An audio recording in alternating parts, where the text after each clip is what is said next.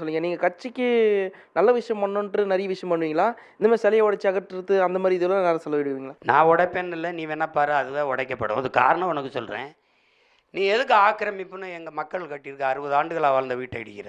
வீட்டு வரி போட்டிருக்க, மின் இணைப்பு கொடுத்துருக்க, எரிவாயு இணைப்பு கொடுத்துருக்க, குடும்ப அட்டை கொடுத்துருக்க, வாக்காளர் உரிமை கொடுத்துருக்க, வரி வாங்கியிருக்க, சாலை போட்டிருக்க, எல்லாம் பண்ணிட்டு திடீர்னு 60 வருஷம் கழிச்சு ஆக்கிரமிப்புன்னு இடினா அது அக்கிரமம் தானது. சரி, இது ஆக்கிரமிப்பு இடிக்கிறீல்ல. உலக புகழ்பெற்ற 2வது பெரிய கடற்கரையை ஆக்கிரமிச்சிருக்கே, அது கடற்கரை ஆக்கிரமிப்பா இல்லையா? கடற்கரை எப்படி ஒரு சில குடும்பத்துக்கு செக்கிழுத்தவன் இந்த மாட்டுக்கு என் பாட்டு இருக்கான்ல வாபுசி, எங்கே வைக்கப்பட்டிருக்கான்னு சொல்லு, எங்கே வைக்கப்பட்டிருக்கான்னு சொல்லு. தூக்கில் தொங்கினால என் பாட்டை மருது வண்டி அவன் எங்கே இருக்கான்னு சொல்லு, எங்கே இருக்கான்னு சொல்லு. கழுத்து இறுகி மூச்சு விடுதலைக்காக விட்டுனால என் பாட்டன் தீரன் சின்னமல அவன் எங்க? என்ன பண்ணிட்டீங்க நீங்க? எதுக்கு இவ்வளவு உலக புகழ்பெற்ற கடற்கரையில் உங்களுக்கு கல்லறை வந்துச்சு? ஒரு சமாதி 100-150 கோடி கட்டியிருக்க. படிக்கிற பள்ளிக்கூடம் என்ன கட்டி இடிஞ்சு கூட்டிச்சோரா விழுகுது. 300 பிள்ளைங்க படிக்கிற பெண்கள் பள்ளிக்கூடத்தில் ஒரு கழிவறை இருக்கு.